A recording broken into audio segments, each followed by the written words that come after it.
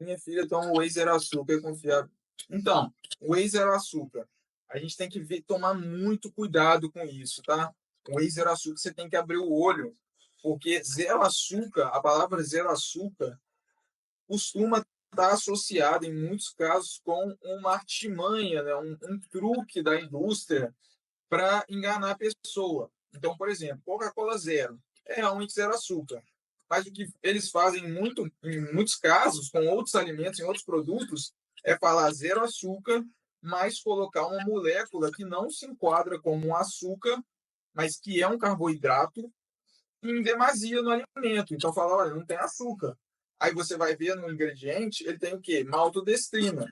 O que é maltodestrina? É uma molécula bem maior de glicose, né? São cinco moléculas de glicose. Então, aí a lei não entende que é açúcar, né? Não é açúcar, porque é uma cadeia mais longa, entendeu? Eles consideram, não é. Agora que tem cinco ligações entre as moléculas, não é açúcar. Mas na hora que assim chegar no seu intestino, essa molécula vai ser quebrada e vai entrar glicose, sabe? Então, maltodestrina, farinha, amido, tudo isso pode ser colocado ali como zero açúcar, passar batido, né? A pessoa vai ter um impacto na glicemia da mesma forma e vai achar que está consumindo algo sem açúcar.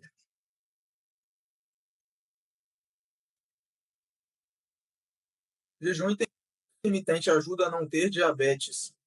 Pode ajudar, pode ajudar, mas não por uma característica especial do jejum intermitente em si, dessa estratégia, mas sim pelo fato de você forçar um processo ali no seu corpo de restrição energética, né? E na restrição, o seu corpo funciona melhor.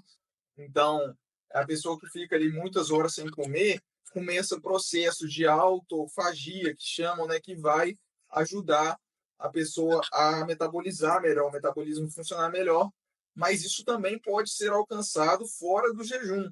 Então, ele não é melhor para isso, sabe? Você também pode chegar a esse mesmo fim com outra estratégia, sem fazer jejum, mas com uma alimentação que imponha uma restrição energética para o seu corpo. Então, uma dieta bem feita, com bastante, sei lá, carne, salada, é, proteínas, leite, iogurte, laticínios, uma dieta diversa, bem adequada para as quantidades, vai gerar, né, essa mesma melhora. Não adianta, Aí, Angela, essa aí é para você, é, hein?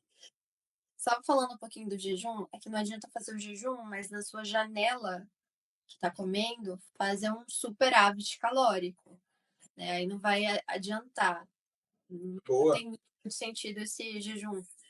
Uhum. Então, quando o diabetes adormece os dedos dos pés e tá formigando, como agir nesse caso? Bom, a primeira coisa é que entender que o diabetes está muito descontrolado e que aí ele está atingindo já a parte dos nervos, parte do sistema nervoso, e aí você tem que procurar com urgência o tratamento. Primeiro procurar o endócrino e também procurar, e o endócrino também vai te encaminhar para o neurologista. E aí precisa iniciar um tratamento para não progredir a neuropatia. Neuropatia é esses danos que começam a afetar, né, toda a parte de nervos e vascularização periférica, porque se está afetando o nervo, está afetando já a vascularização periférica, circulação e tudo mais. E aí a gente entra com algumas medicações para que isso não progrida, né? Não significa que vai curar, né? Mas que não haja mais progressão. Porque quando o paciente vem com essas queixas, significa que ele já está com uma dificuldade de sentir, né, a pontinha dos pés, tem essa dificuldade de sensibilidade, e aí a gente fica com medo assim, da pessoa se machucar e ela não sentir. E aí um machucado pequeno pode virar um machucado maior, e, e aí a gente põe uma medicação e por ali não tá com a circulação pérvia, a medicação não chega, a medicação não chegando, não há cicatrização, tanto a medicação quanto a circulação não chega no local, não tem circulação. A gente tem uma piora dessa cicatrização, essa piora da cicatrização tem um grande risco da gente, às vezes, até perder o membro, né? Que é aquele famoso quadro do pé diabético. Então, assim, quando começa esse quadro de muito formigamento, muita dormência, a gente começa já a entrar com investigação para ver se está tendo algum grau de neuropatia diabética. E se tem, a gente entra com medicação para isso não progredir mais, né? Hum. Porque o nosso grande medo é o paciente com neuropatia se machucar e não cicatrizar. Não É, cicatrizar ou ter uma progressão dessas feridas. esse corte é apenas um pedacinho da live que a gente grava no Insulina em Dose Dupla, toda quarta-feira, às 8 da noite, na rede vizinha. Segue a gente lá para você não perder a próxima. E também perguntaram se o Alzheimer pode desencadear em algumas pessoas, se pode ser desencadeado por não ter tratado diabetes. Existe uma relação de dúvida, né?